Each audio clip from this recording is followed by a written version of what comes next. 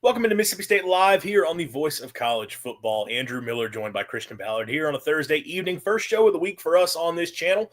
Obviously, with Mississippi State on a bye. I guess that's not technically true because I did a show Sunday night, which would be of the week. But we didn't do a show early in the week because I did one Sunday night. We hit a lot of the things that were worth talking about. And we would give ourselves a little bit of a break. But we're back here on a Thursday for our call-in show, opportunity for you guys to come be a part of the stream, get in on the action, and give us your thoughts on Mississippi State as well as the Egg Bowl coming up or whatever you want to talk about. Obviously, there's a lot of news going on with the other side of the rivalry, although State fans have plenty to be focused on with their own coach right now and the frustrations with him. So we're happy to get into all of that tonight. If you do want to join the stream, we have a link in the description of the video that you can click and join. We also have the link pinned to the top of the chat. Just click that link, keep your camera off, and we'll add you into the stage. We are going to hit some recruiting news off the top. So before we start taking calls, we'll hit the recruiting stuff real quick first. I'm not going to spend a ton of time on it, but State did pick up a couple important commitments for them here early. Or sorry, I was about to say early. It's late in the cycle. We have signing day just coming up, a couple weeks from now at this point. But for those of you who are tuning in, if you could leave us a like on the video, subscribe to the channel if you are not already, turn that notification bell on so you do know when we do go live. And if you could share the stream, share the channel, all those fun things, we would certainly appreciate it. Christian, how are you doing on this Thursday?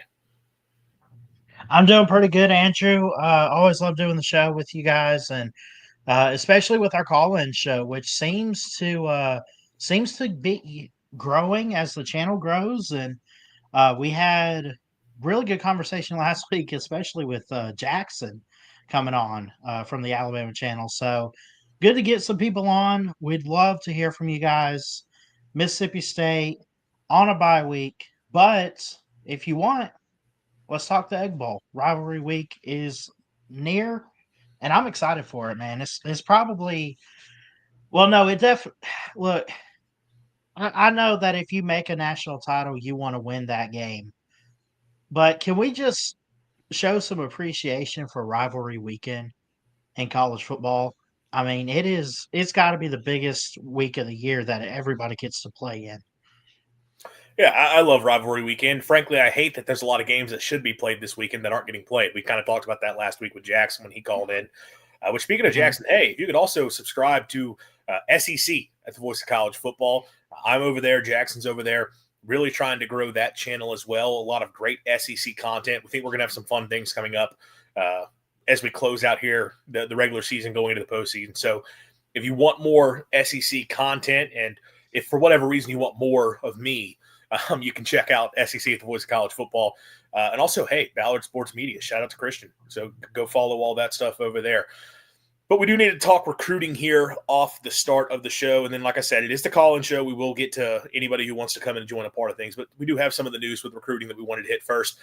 State did pick up a pair of commitments this week and a couple positions of need and a couple good additions for them. We'll start with JUCO defensive lineman Tavion Atkinson out of Trinity Valley Community College in Houston.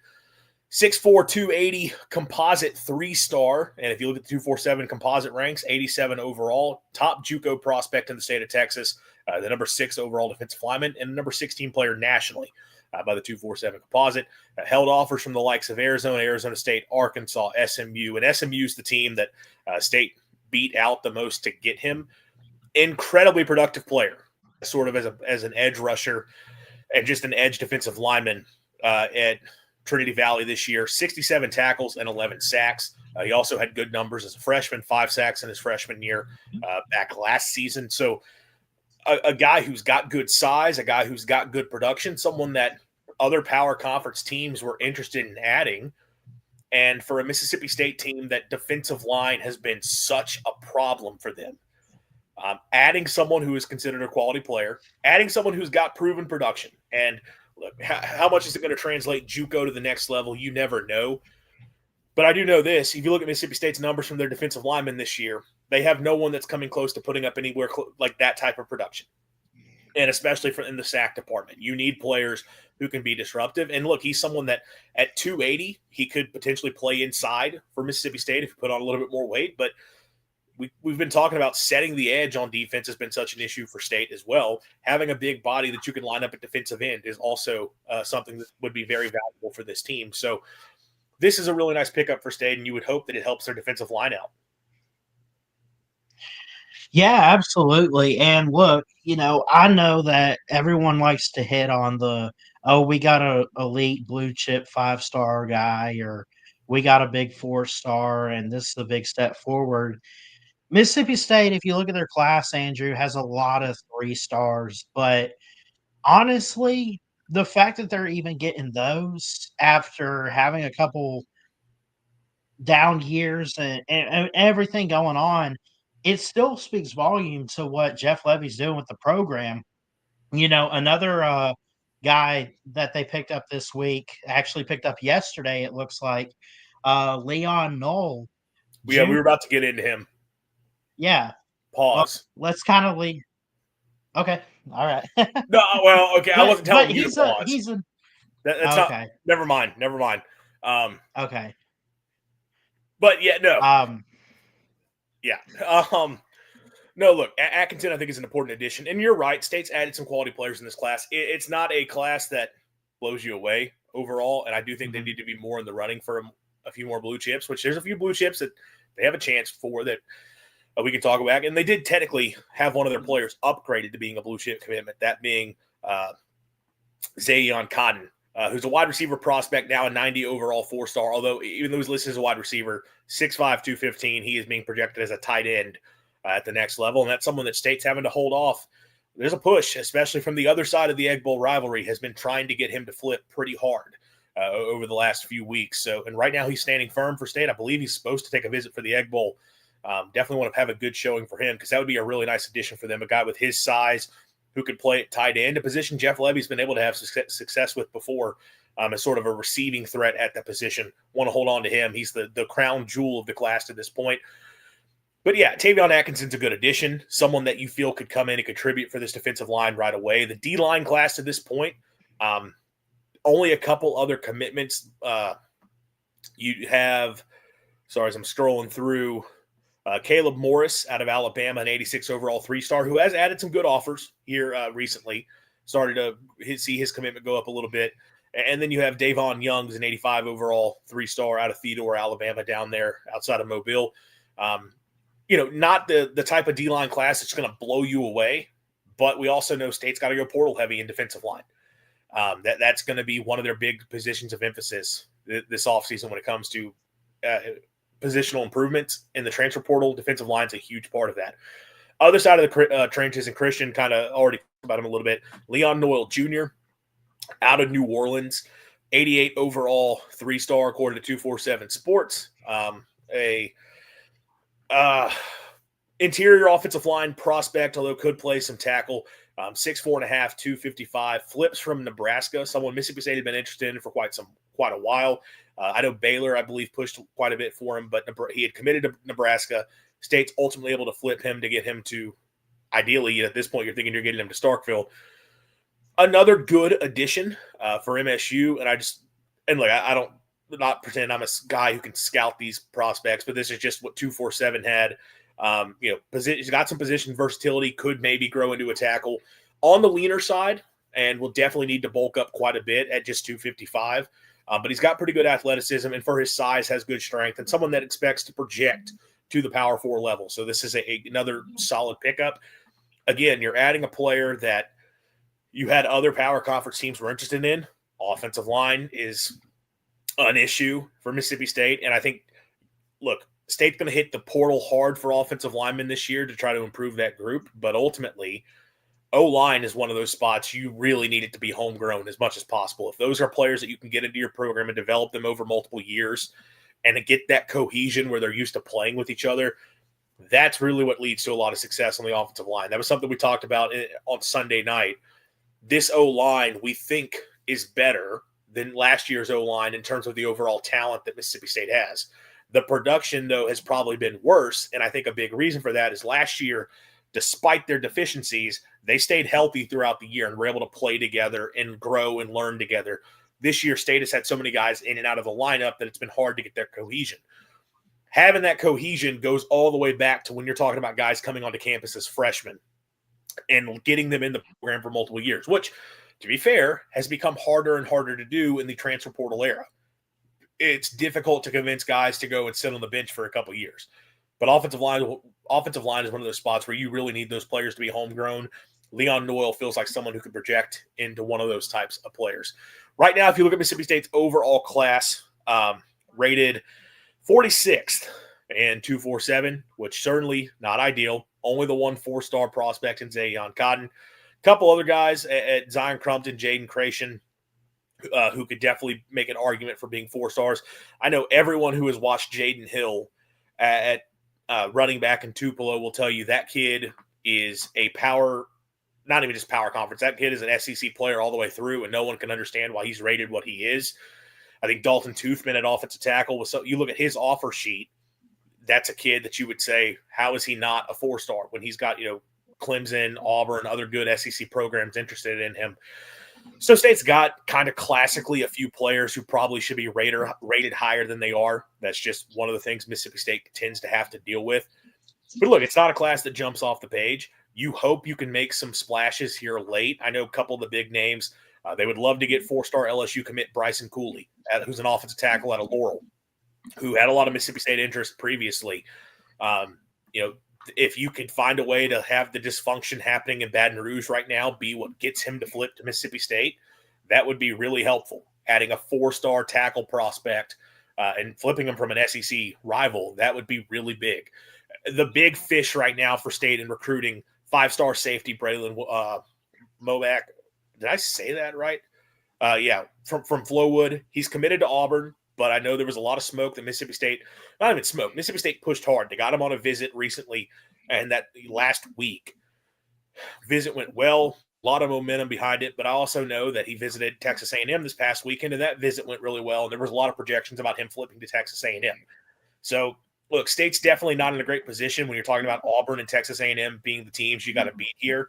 But you got a 5-star safety prospect within the state of Mississippi. And if you're Mississippi State, you have Isaac Smith right now. You see what he's been able to do. Jerron Manning has had a fantastic season. I think the way Brian Lanier has developed this season is another sign that State's done well at the safety position. I think you should be able to sell that. Well, and under this current coaching staff, that's not even like, defensive line. Mississippi State loves to sell, some D-line U mentality because of the guys they put in the league. But the reality is it's a lot of the guys who weren't, different coaching staffs. I know David Turner was on staff and recruited a lot of those guys, but in terms of overall, those are previous eras for Mississippi State. State's got good safeties right now, and State's got safeties who could get to the next level right now. So I think you want to be able to sell that when you got a kid in your state that's a 5-star prospect. If you could find a way to get him, that would be absolutely massive for the class. Probably a long shot. It's not a high school class that blows you out of the water, but you are hoping Mississippi State can get a little bit of momentum here late and try to close signing day strong. And then you go into the portal, and it's going to have to be an important portal class for Mississippi State. We can look ahead now. And like I said, we wanted to hit that recruiting news off the top. But if you want to be a part of the stream, more than welcome to come and join in. We have the link there in the description to the video. We also have the link pinned to the top of the chat. Just click that StreamYard link. Keep the camera turned off. We'll add you to the stage, let you come be a part of the conversation. But as we wait to see if anybody comes to join in, let's talk a little bit about the Egg Bowl. And obviously this is a massive game for Mississippi State every year, but it's especially massive this year for a number of reasons. Look, when you have lost 2 straight in the series, and you have not lost in a row in this rivalry since the early 2000s, you have the game in Starkville. You have Jeff Lebby trying to he has this program that you were hoping could continue to ascend and keep building up. You need a win to get the fan base fully bought in. You felt like you had that earlier in the year with Arizona State, but as the season went along, not to diminish that win, Arizona State's still been a pretty good team, but with the way things happened in these SEC games and the wins that you should have had that you let slip away, Jeff Lebby's kind of having to fight to get fans back on his side here. And winning the Egg Bowl would obviously be massive in that. Then you add in that if you get a win, you're going to a bowl game, which would be really important. You have not gone to a bowl game since 2022. After you had a streak of going 13 years in a row, one of the longest streaks in the country, You're now back to back losing seasons and not going to bowls.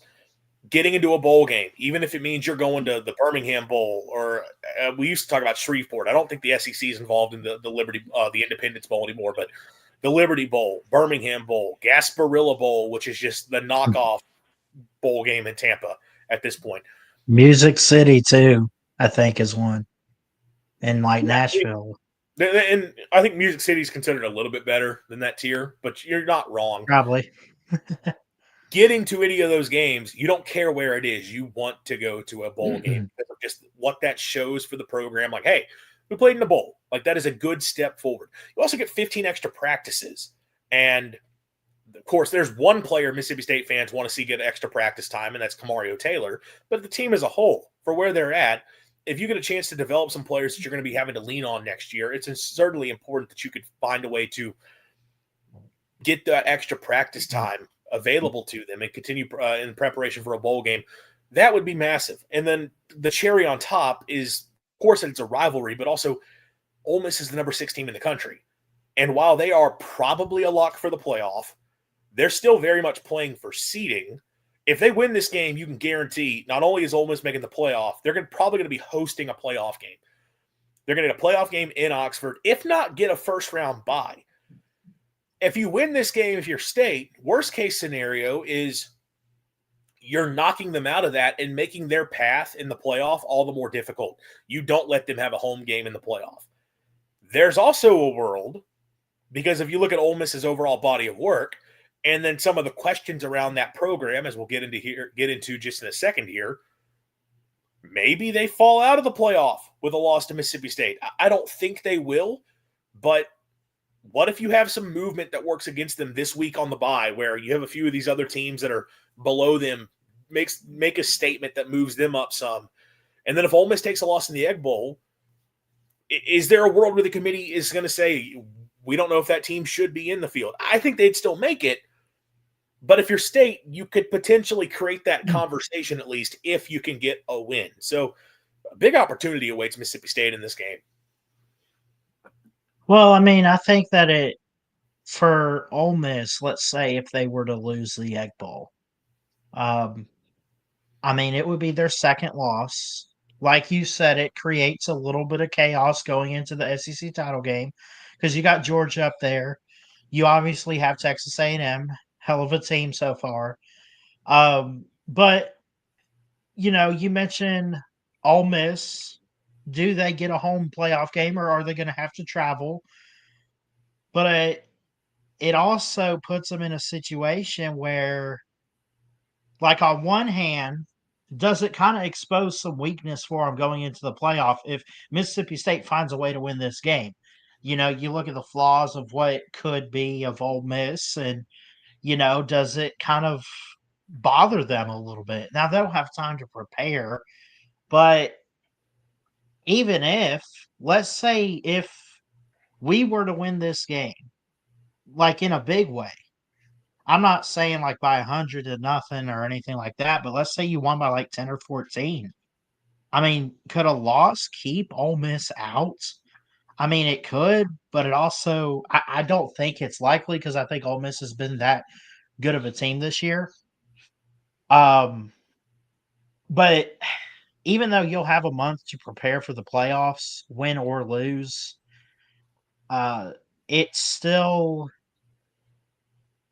coming off a loss is really tough, but it also can be a big motivational factor that, it catapults Ole Miss. Maybe, but here's one of the things I would say. Like, you're right. Ole Miss is probably in this thing win or lose, which is where I guess some of the whole idea of ruining your rival season falls off. But purely from an Ole Miss perspective, from the team, a loss to Mississippi State, yeah, I guess in that point you were losing to a bowl team because State would be going to a bowl. But, like, that would not be a good loss, right? Mississippi State's not a great opponent this year by any means. That would be a tough loss for them to have suffered. What if Oklahoma takes a loss to either Missouri or LSU? I don't think they're going to lose both of those games. But what if they take a loss? And then we're talking about Ole Miss's best win is a 9-3 Oklahoma team that I get Oklahoma. Like, I know I'm trying to this is a team that went on the road to beat Tennessee, although Tennessee's not great. Did go on the road to beat They Tuscaloosa. just beat Alabama I know too. they beat Alabama. Yeah, That is a very good win. yeah, But what if we get Oklahoma and all, if Tennessee takes another loss, if Michigan takes another loss, I mean, what if Alabama loses the Iron Bowl and all of a sudden we're looking at Oklahoma and that team hope is not not. all that impressive? And I'm just creating a scenario here. Right. And we're saying that's Ole Miss's best win is an Oklahoma team that's good, not great. And they have a loss to Mississippi State. Yeah, they have a close loss at Georgia, but it's still a loss. Right. And nothing else on their schedule. They haven't beaten anyone else of consequence the entire year. Everybody else on that schedule is just completely. It's one of the easiest schedules of any SEC team this year. Is there a world where the committee looks at that and says, "Yeah, I don't know. I mean, we might feel like we should put another team in ahead of this team."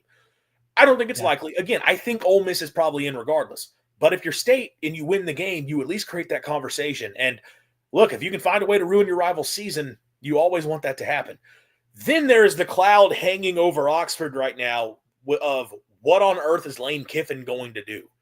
And there were the reports that came out today, and I know it was on 3 reporting, I believe it was Chris Lowe, that the College Football Playoff Committee would take into consideration if Lane Kiffin left that team and potentially negatively dock Ole Miss if Lane Kiffin leaves.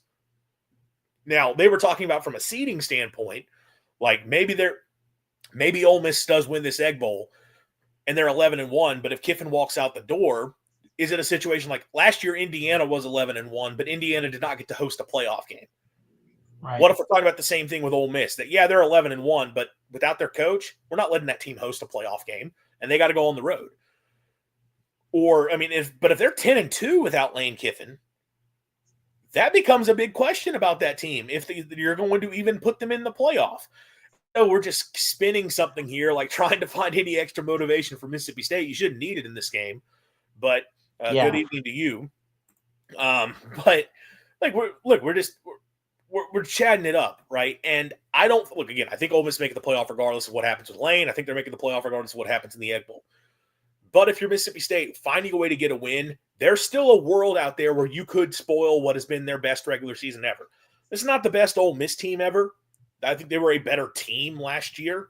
They've probably had a few other better teams, more talented teams in the past, even before last year. But at the end of the day, they're winning a lot of football games. And if they win this next game and they're 11-1, they've never won 11 regular season games. So you were trying to take that away from them and not give them that. There is that added motivation there if you go going into it.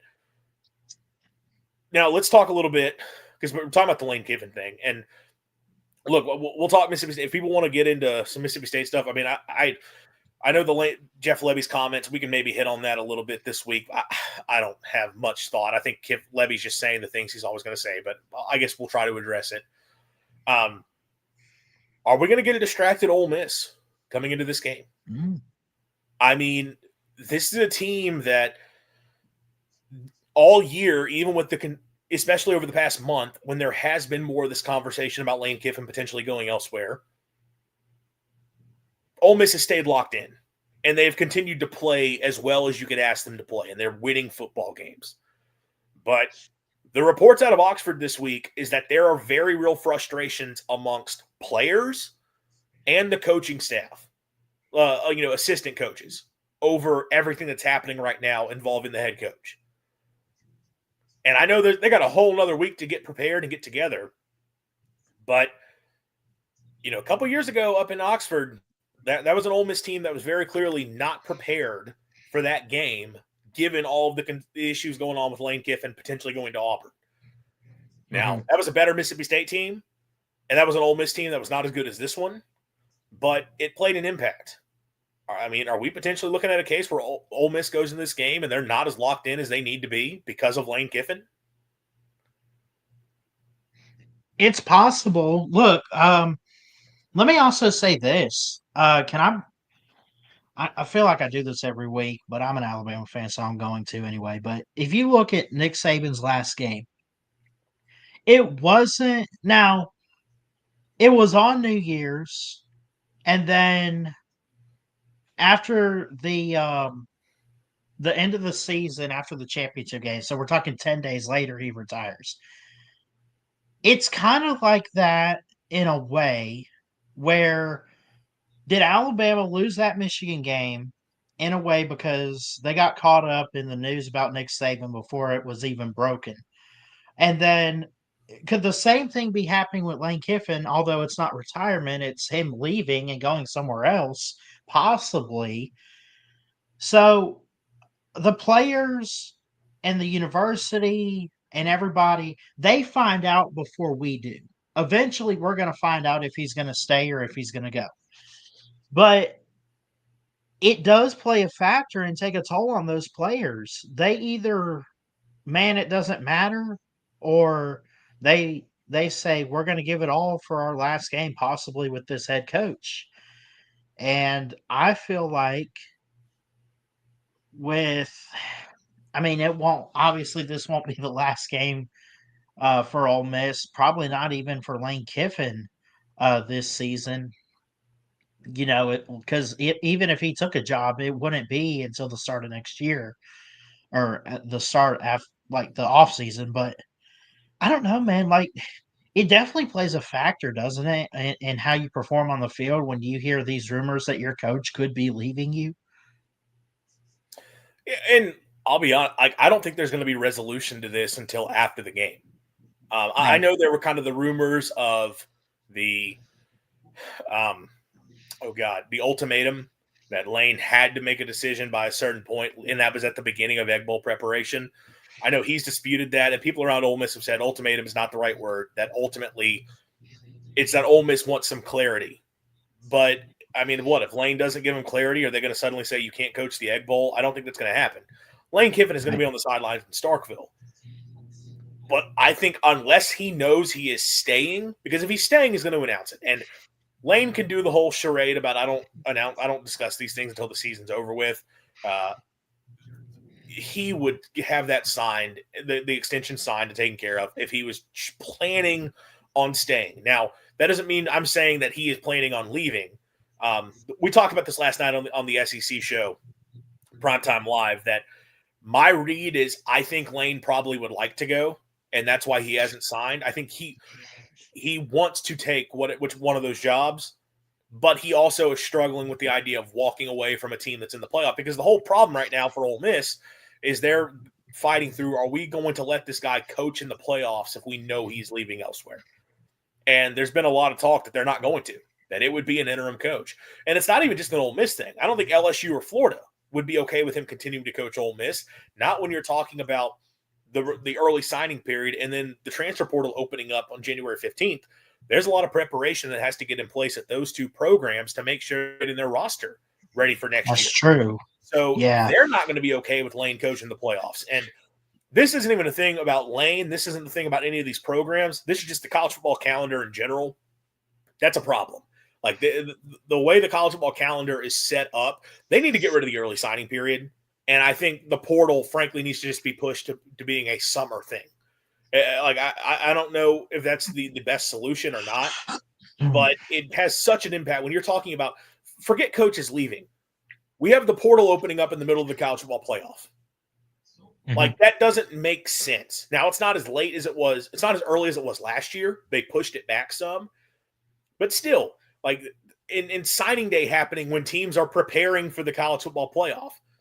And I know the Yeah. early signing period has been a thing for a while, but when we were still talking about, the 4-team playoff, it wasn't quite the same as, hey, we have playoff games happening like right now, right after, within a week of the early signing period or whenever it is. So those are things that the calendar just has to adjust, but it's going to create a distraction here when it comes to Lane Kiffin and Ole Miss, because again, I don't think unless Lane just decides, okay, you know what, I'm not walking away, I'm staying, I'm not going to leave this opportunity right now. I don't think there will be a resolution until after the Egg Bowl, and I don't think his team's going to know. I think that is going to be a thing that is hanging over the team through that point. If you're Mississippi State, you have got to find a way to take advantage of this. And I can't give you an answer of what that means from a game planning standpoint because you don't know what they're going to put out there. But this is like, we have talked about State all year struggling with playing clean football. and being a team that gets in their own way. They make mistakes with penalties, with turnovers, with pass protection and blocking in general. They've had drops at times, missed tackles, and just terrible decisions from Levy, botched field goal attempts. Anything that could go wrong for Mississippi State has gone wrong this season. They already cannot win games that way. But now they're getting a team against an Ole Miss that it may feel like they may not be fully locked in for this, which means if you're State, you've got to be as locked in as possible because you can't afford to win. You cannot afford to make mistakes and beat that team. And I talked about this against Tennessee early in the year. Tennessee did not play a clean football game in Starkville. But Mississippi State was not able to win that game because Mississippi State did not play a clean football game. So even though Tennessee made mistakes, and Mississippi State took advantage of those mistakes, Mississippi State made enough mistakes to allow Tennessee to take advantage of that in the end, it all balanced out and the better football team won. It was the same way against Florida. Florida's not a very good – I know Florida's 3-7. They're a worse team than Mississippi State record-wise. Florida is a more talented football team than Mississippi State. Florida's best, I think, is better than Mississippi State's best, to be honest, even with the record that they have this year. Florida made mistakes against Mississippi State. Mississippi State took advantage of those mistakes. Mississippi State made enough mistakes that Florida was able to capitalize on, and that's why the Bulldogs were not able to go and win in the swamp. Same thing against Texas. I don't have to do the whole spiel once again. Mississippi State has to play clean football to win. They played mostly clean against Arkansas. They didn't make a bunch of stupid mistakes. Arkansas made a million mistakes. Mississippi State gets the win. Ole Miss is in this same boat where if they screw up, Mississippi State cannot all be even in the end. Mississippi State has to play its A game, and they need Ole Miss playing a C game. And if that happens, State has a chance. We do have a comment here about to block the name Lane Kiffin on X. It's been insufferable. That's fair, and I know we're fully contributing to that right here on the show. But I'm going to be honest with you. We're talking about this because it relates to Mississippi State with the Egg Bowl, but there's not a ton of Mississippi State news as we're doing the show. So we're having to take the conversation relating it to the Egg Bowl as much as we possibly can. But you are potentially being gifted Ole Miss not being the best version of themselves. And I'm sure if there's an Ole Miss fan, who would see this, they would say, "You guys are admitting you can't win if we don't play, our best."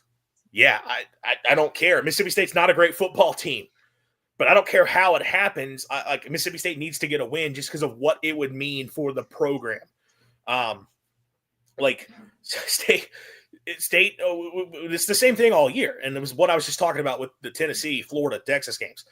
Mississippi State, if all things are equal and every opponent Mississippi State plays their best, Mississippi State's probably not winning a lot of those football games. Heck, you can go back to the Arizona State game. Like, Arizona State didn't play well in that game. That's ultimately what allowed Mississippi State to win.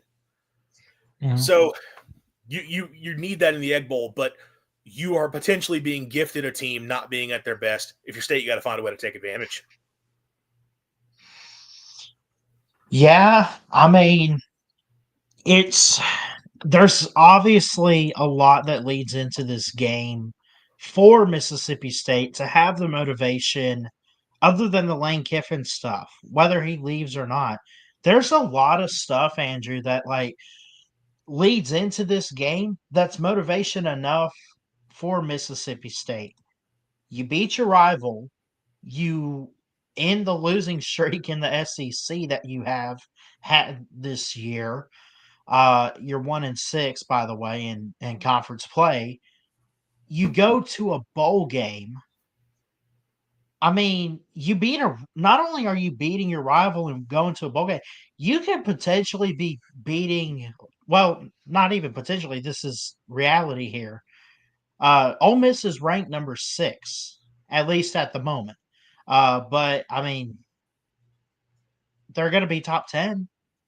I mean, there's a lot of talking points after the game that we can get into on this show later. But there's got to be something to give here if you're Jeff Lebby talking about this game, having a week off and going into it. There's got to be more than just, hey, this is our rival. Let's beat them. Like, there's so much at stake here that could be a turning point even for the Bulldog program. Oh, for sure. And I said that kind of at the start of this, that you can set aside the rivalry of it all and this still Mm-hmm. be such a pivotal game for Mississippi State. Even if you include the opponent, but ignore that it's Ole Miss, you just said it. It's number 6 team in the country. And if you're talking about I don't care who you're playing, if you get a chance to beat the number 6 team in the country to close out the regular season, put yourself in a bowl game and do it at home, that is massive. Like the momentum Yeah. that you're going to get from that. We were talking about recruiting at the start of the show. I don't know, like, do players react to results all that much? That's kind of an iffy thing. Like, at the end of the day, because there are a lot of kids that even if you suck, there are some high level players that look and say, "Yeah, I don't care though. I'm going to go there. I'm going to be the reason they turn it around." But there are other players where if all things are created equal, and frankly, a lot of guys that are going to look and say, like, "Yeah, I see the opportunity there, but I also know if I go here, I'm at a program that's in a good place right now, and it's just going to win games." And Mississippi State, like, it is so easy, and tying in the recruiting part of it again, if you were a recruit, to doubt Jeff Lebby in the direction of the program. It is easy to doubt Coleman Hutzler as defensive coordinator, if he's going to be the defensive coordinator going forward or not, or just the coaching staff as a whole, and just have questions like, and yes, everyone sees the program improved from year 1 to year 2.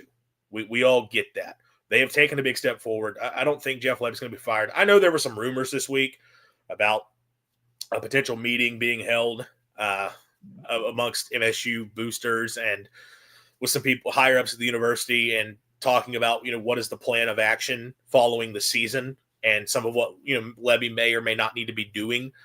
I don't see a scenario where Lebby's getting fired. I think even if State loses this game and gets blown out, Jeff Lebby's going to be your coach next year. But you need to get some positive momentum going to the offseason to show that, like, hey, like, not only did we take a step forward, we got a little bit better on the field. We made a pretty big improvement in the record, and we got to a bowl game. We're getting the extra prep. This is a team that now, if you go from 2 wins to 6 wins, are we talking about next year can be an even bigger jump forward and you're moving into the upper half of the SEC? And that may be getting ahead of ourselves and, like, unrealistic, but that's kind of going to be where the talking point is. And that's going to be the talking point with the fan base. Mississippi State fans are furious right now because of Jeff Lebby's commitment to Blake Shapen and Coleman Hutzler. And those are kind of the 2 big talking points in Lebby's press conference this week. Is he hit home? No, but basically Blake Shapen's the guy. And there's a reason he is sticking with Blake Shapen moving forward, despite some of Shapen's shortcomings. And he didn't say he will be the starter for Egg Bowl, but you could assume it. And he feels fully confident in Coleman Hutzler as defensive coordinator. And, of those 2 things, the Hutzler one is where I'm 50-50. I see the argument both ways. And I do think personnel is still the biggest driving factor and why the defense has fallen off a cliff over these last few weeks. But issues like tackling, guys just being out of position, guys taking bad angles, those are things you got to be able to figure out. And if it's still a problem moving forward, that falls back on coaching. So I go both ways on that. With Shapen at this point, I mean, we know what the guy is. And the numbers do not bear it. He has been a below average starter in the power conference level this year. Shout out to the Dogs as a dog gets in on Christian stream. Curtis talking about the Bulldogs and wanted to come be a part of the action. Right. Look, yeah, he has been a below average starter at the power conference level this year. It has not been a good year for Blake Shapen. He's had a couple individual nice moments. He's had a couple games where he played pretty well. He's had a lot of mediocrity, and he's had some really ugly moments also. And that is not good enough for Mississippi State this year. And I don't know if Kamario Taylor would fix it. But, man, it's tough to see why you would not want to try and see if that can be the solution. And I know he's not going to start him in the Egg Bowl. But, man, I feel like you need to have Kamario Taylor be out there as frankly, getting the bulk of the action. Like, if you want to start shaping, open up the game with him in the game, fine. Kamario needs to get involved early, often, and if it's going well, and I think it probably would go better with Kamario in than Shapen, especially Ole Miss's defense is a defense where stopping the run is not a Like they've gotten better at it over the course of the year, but they're not a great rushing defense. And quarterbacks have been able to run the football on them well this year. You want, like, Kamario Taylor is the guy who provides that. You want to be able to get involved. Comment here. If our first drive is 3 down, I'm turning it off. It could definitely happen. It could definitely happen. I mean, State has started fast much of the year, so I feel like they'll probably move the ball some early, but you want to get Kamario more involved. And there was a great tweet today from Brian CTP, who's like a Mississippi State Twitter legend, one of the great follows on Bulldog Twitter. And he kind of made the point that if if Lebby starts Taylor and State loses, and like let's say Lebby starts Taylor, he has a poor game, we lose. Everyone's kind of just can accept that because it's like, all right, well, look, you tried the freshman. We wanted to see the freshman, and it just didn't work out. Okay. If you start Shapen and Shapen plays poorly and Mississippi State loses, everyone is going to the offseason livid. Yeah. Like, because it's like, why did you not even try to find the other solution? These are all the things that are like working against Lebby here. You need to get a win in this game to get people off your back and get people excited about the program moving forward. That is where this game is so important for the future of Jeff Lebby's tenure.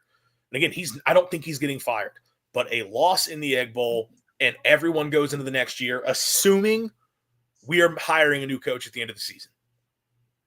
Win the Egg Bowl, and this, Ole Miss fans, is not because it's Ole Miss. This is because of the situation with Mississippi State football. Win the Egg Bowl, get a 6th win, go to a bowl game, and we are excited. Okay, hey, there's some upward trajectory. We have this exciting young quarterback in Kamario Taylor to build around. Got a few fun pieces coming back. Let's take another step forward, have a really nice year. This is just a really important game for Lebby. And in a week where he's made some comments that have people turning against him, this is an opportunity next week to really turn the momentum in your favor. I agree. Let's play this scenario out. Let's say it's a close loss. I'm talking even less than a touchdown. If it's like 27-24, 28-24, something like that, they come close. They played the best they could. What do you think State fans' reaction would be, even if it was, oh, it was a good game, we just came up shy. Yeah, we didn't make a ball, but we played competitive enough. I mean, how livid are they going to be still? Because, like, I see the point you're making, too, about win this and get to a bowl. Forget who we're going to play in a bowl game or if we're going to win that. We'll talk about it if it happens. But getting that 6th win feels so vital and important right now. But what the other side of the coin is that you don't, and you end up 5-7, and you lost to your rival to end it. And I don't know, something about, like, there's some fans out there that say, I hate getting my hopes up and losing a close game. But at the same time, I hate seeing guys get blown out and absolutely get dominated. If it's that scenario, if they get absolutely dominated, I could get getting pissed off. But if it's really close, Andrew, and they came up maybe a play shy at the goal line or something, what should the reaction be for Mississippi State, you think? So the reaction to the game itself, and I know you said play well in this scenario, it would hinge on the quarterback performance. Because if you lose close, and it's Blake Shapen, but you did not have a good day from Blake Shapen, people are going to be very ticked off. Like, because it's going to be, you could have played Kamario and we could have won. If you lose close and you play Blake, or Kamario for that matter, and, well, look, also, if you play Kamario and even if he plays poorly, as I already talked about, a lot of State fans would understand that. It would just be like, all right, you did the thing we wanted to see you do. It just didn't work out. Let's say you play Blake, you lose close, but he plays really well, and he doesn't do anything to, like, you lose the game because of your defense. People are going to be ticked off about Hutzler, but that's a much easier solution of like, hey, just move on from the guy. The frustration would be, okay, like, people would be able to accept this loss. People would not be over what you did against Texas, what you did against Florida. Lesser Tennessee, that one, most everyone just kind of understands, hey, State lost to a better team. But the Florida and Georgia Texas too. games, Yeah. well, Georgia, that one's not even – people are mad because you got blown out, but at the same – kind of the True. thing you were just talking about. But no one's like – the Georgia game in a vacuum, it's kind of like whatever. If you lose this game, even if you play really well, there's nothing to point to individually and get upset about. The frustration would be you blew it in these other games. Like, you left it up to this game and you couldn't get it done, but you completely blew it in those other games. And they're not going to be as mad. People would still be pretty frustrated. Like, it really does. Like, 6 wins would do a wonder for how people view Levy. But we'll have a whole nother week to talk about that and see how that goes. It's a game Mississippi State definitely needs to be able to find a way to get a win, hopefully. But it's going to be a tall task with Ole Miss coming in. But again, we're hoping here that you have an Ole Miss team that is completely focused on what their coach is doing as opposed to getting focused on the game itself. We're going to make our picks for the week to close out the show. Doesn't look like we're going to have anybody calling in, but hey, okay. We had some good discussion tonight. We're able to hit on some other topics. We're fine by me. Last week, we're looking back, we held on. We both took Texas A&M. Could have definitely gone the other way, but we ended up being right there. Both had Texas A&M. Arkansas, LSU. I went with the Hogs. You went the Tigers, so you get up on me there because Arkansas just continues to lose close games. Both took Alabama, which, of course, was a loss for the Tide against OU, but Alabama should have won that football game, but should have, done, could have, would have, whatever. They lost. We both had Ole Miss. Both had Georgia. Both took Notre Dame. Both took South Florida, so both took a loss there. USC at Iowa. Christian had the Hawkeyes. I had the Trojans. Iowa was up big at the half, but USC comes back and gets the win, so I got that one. But flip it the other way. Boise State at San Diego State. Christian with the Aztecs. I took the Broncos. So a loss for me there. Both took Missouri to get the win. 6-4 week for me. 7-3 for Christian. So he gains 1 game back on me. Overall on the season, 78-42 for me. 75-45 for Christian. So 3-game lead for myself going into the last 2 weeks of the season for our picks. Not a great slate this week. Not a ton of fun games. We're going to have more national games to pick. More national games of teams we haven't necessarily watched a ton of this year, which should make it interesting to see how this pans out for us. As I said last week, because you are trailing, I will pick first on all of these to give you an opportunity. If you want to differ than me, you're going to be more than welcome to.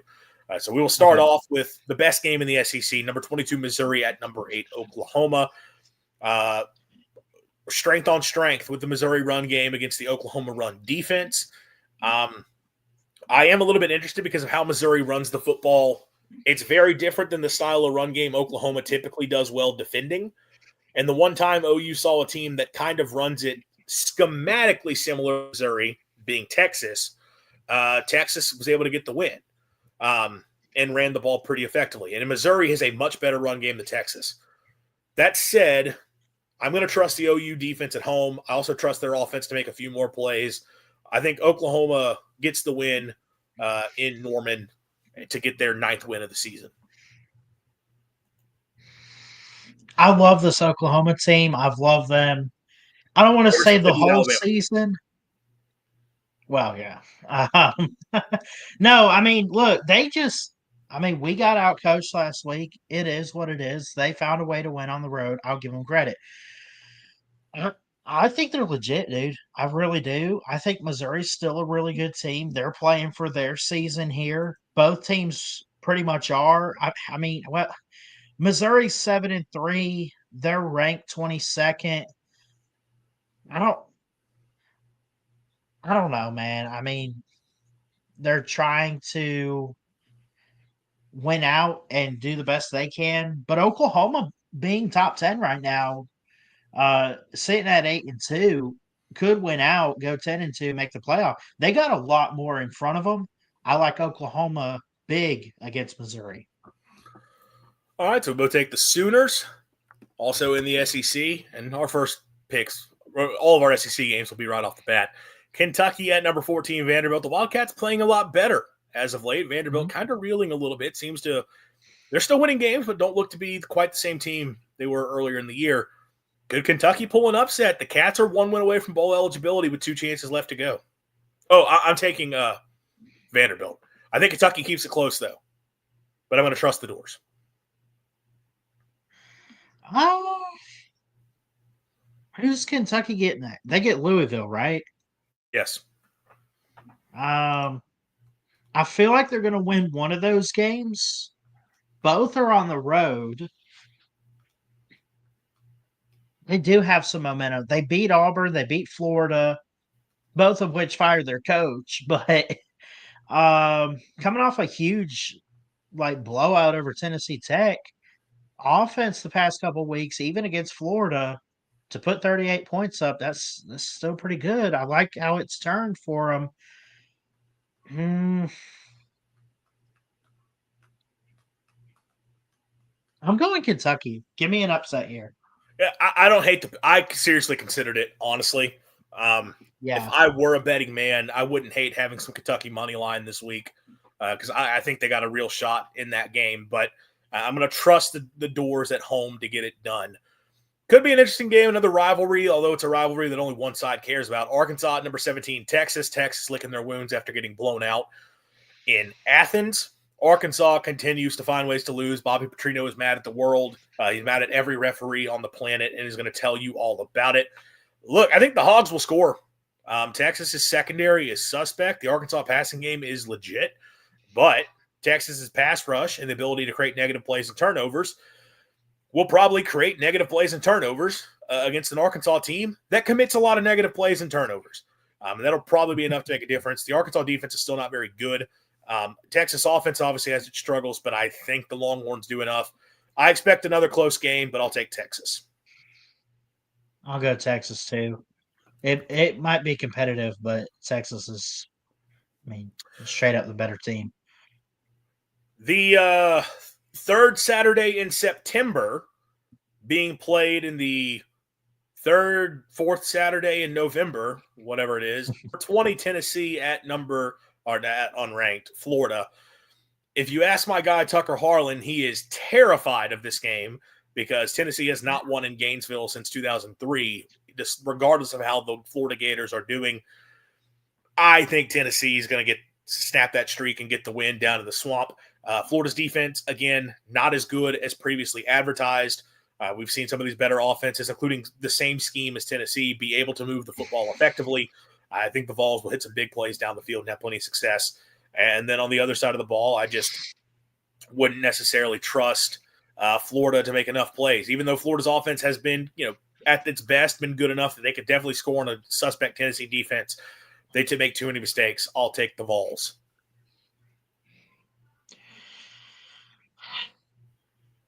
Alabama fan. I hate to say it, but give me the Vols. So, through the only 4 SEC games we're going to pick this week, one disagreement. You called the upset with Kentucky over Vanderbilt, and I don't hate that pick. I think that could be a good one. Other than that, we agreed on Oklahoma, agreed on Texas, agreed on Tennessee. Now going nationally across the board, and I can't give you some of the same analysis on a lot of these teams because even though I think I've watched all of them at least once, I don't really know them all that well. Got a few ACC matchups. We have like 3 ACC games, which is absurd. But Pitt at number 16, Georgia Tech, incredibly important game for the conference title race. If Georgia Tech wins, they lock up a spot in the ACC championship game. Pitt has some work to do, but is still in the running to get to the ACC championship game.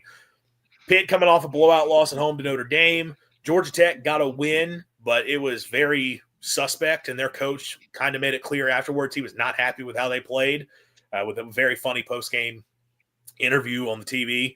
I think Georgia Tech bounces back. I think Georgia Tech gets it done at home, and they set up fun clash in the clean old-fashioned hate against Georgia to continue their path through the playoff. Georgia Tech's been really awesome this year. Pitt, too. Now they get together. If you had asked me in the offseason, would we see these teams playing this week with ACC title implications, playoff implications, I would have said not really, which makes this even more fun. Because I was high on teams like Clemson and whoever, SMU was going to take a small step back. We don't know about Florida State. Clemson's at the bottom. Florida State beat Alabama and then did what? I mean, Virginia's in the race. The ACC's fun this year, man. As for this game, give me the Yellow Jackets. So we'll agree there. The ACC is interesting because the highest ranked team is Miami. So right now, when you look at Yeah. the playoff projections, Miami's being put in as the ACC representative. Ooh. But Miami has like an almost impossible path of getting to the ACC championship game. And considering where they're currently ranked, that means it seems unlikely of Miami getting into the field. So even though Miami's being Right. projected as a playoff team currently, they're probably not going to get in, even if they win out, which is crazy. But that's just the life. That is the life of these stupid expanded conferences where everybody. Oh my goodness, I'm lagging big time. I saw the lag I can in hear real you, time. though. But yeah, it's the consequence of these massive conferences where you don't play everybody and you end up with a bunch of teams finishing with similar records. But regardless, so we both take Georgia Tech there. Going to the Big 12, a game that's got some Big 12 championship implications. Number 11 BYU going on the road to Cincinnati. BYU keeps winning. BYU right now is I think right on the outskirts of being in the playoff, or either projected in the playoff as it is. I think they might actually be in right now. I'm going to take Cincinnati because it's the Big 12, and we need things to sort itself out so Cincinnati gets the win at home. I'm also going Cincinnati because it's at home and because I think they're really, really good. I think BYU's really good too. But here late in the season, it's going to be a 8 o'clock kickoff in Cincinnati. They're coming off two straight like back-to-back losses with Utah and a close one against Arizona. I don't see this being a team that loses out or anything. Give me the Bearcats. I was about to say we'll stick in the ACC, but this is an ACC team against what should be a Big 12 team. Louisville at SMU.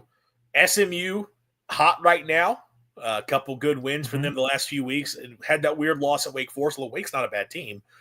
Louisville reeling a little bit, and for that exact reason, I'm going to take Louisville because again, I'm trusting that life finds a way, to quote Jurassic Park, and that everything balances out. SMU should win this game, but things that should happen for the ACC don't happen. So Louisville will get the win to create problems.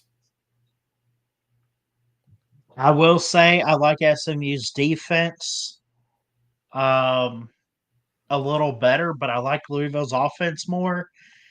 It's it's at SMU, Yes. so I'm gonna go a close and somewhat low scoring game in the 20s. And with that, I'm gonna disagree here. I'm gonna go SMU to get it done at home. All right. So our second disagreement of the day, we will stay in the Lone Star State. With this is a Big 12 game. TCU number 23, Houston. Houston very quietly 8-2 on the season. Hasn't been an impressive 8-2, but it's 8-2. TCU 6-4 to this point. Kind of been disappointing the last few weeks for them. TCU finds ways to lose close games. Houston finds ways to win close games. I will take the Cougars. I'm also gonna take the Cougars. I like how they've been playing the past couple weeks. They've looked really, really good. And TCU, not too bad a team themselves. Sonny Dykes is back at it this year, but at the same time, it's like, do you trust them? And at this moment, I don't against a ranked team on the road. So Back over to the ACC, Florida State at NC State. This game being played on Friday night. NC State's defense is horrific. Both these teams fighting for bowl eligibility. The Noles have like 2 chances to get one more win. They're 5-5. I don't remember where NC State's at, but I think they're also within range. Could get bowl eligible. Could be. Might be right. They might also be 5-5. I don't remember. Doesn't really matter. I think Florida State wins. Florida State's just good enough defensively to limit NC State some. I think Florida State scores at will, so I'll take the Noles. I'm sorry, I was texting my dad there. It's the Seminoles and who? NC State in Raleigh. Ooh, NC State and Raleigh.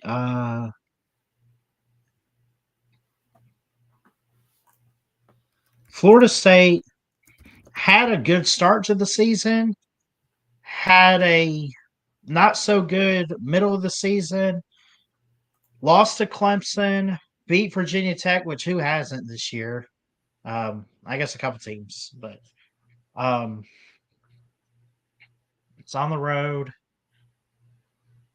Give me. You know what? Give me Florida State here. All right, so we both take the Noles. Yeah. Finally, the game of the week where College Game Day is, although College Game Day should not have gone here. They should have gone to Missoula for the Brawl of the Wild between Montana State and Montana. Go Grizz. But I get it. It's a top 15 matchup, Big Ten championship implications. Well, really not Big Ten championship, but college football playoff implications. Number 15 Oregon number 15 USC at number 7 Oregon. This is weird. I feel like I should know a lot more about these teams, but I know individual players. I've watched them a few times each, but I can't tell you a ton. I'm just taking the Ducks at home, but I guess I kind of weirdly hope USC wins. But I'll take Oregon. I don't know who's going to win because USC is looking good. Oregon's been good all year. Oregon theoretically should win this game at home. They are the better team.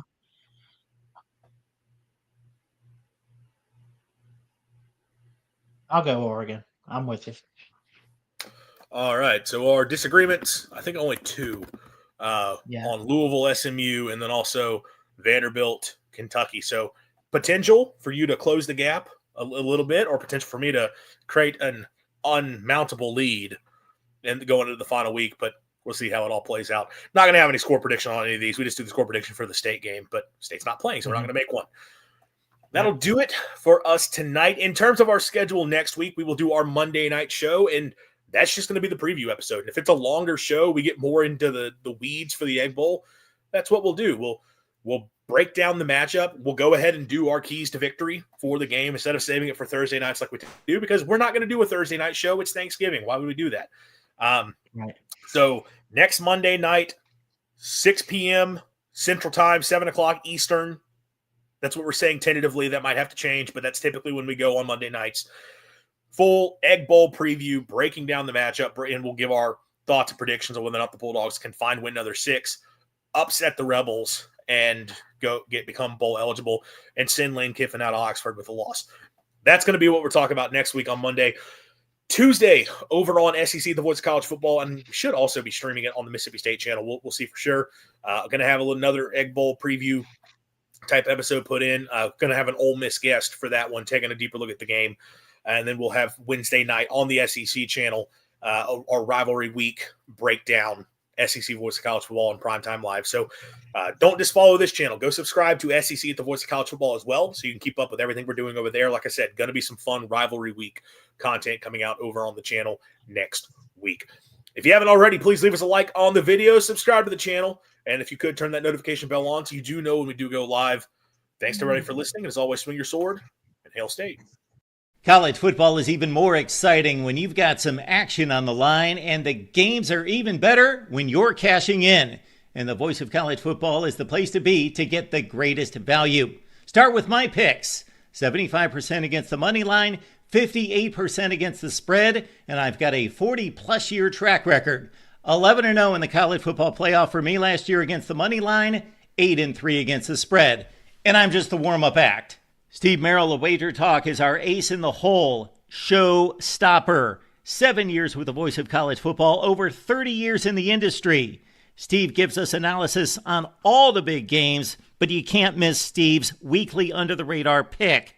28-12 against the spread the last 3 years. You also get picks from some of our top analysts here at the Voice of College Football, including Corey Bratta, Matt Zemek, and Steve Dace. Check out those numbers. Become a YouTube or Patreon member for just $99 per month. Go to the main channel on YouTube, click join, and then select the betting tier. Do the same thing on Patreon. Make 2025 a winner now.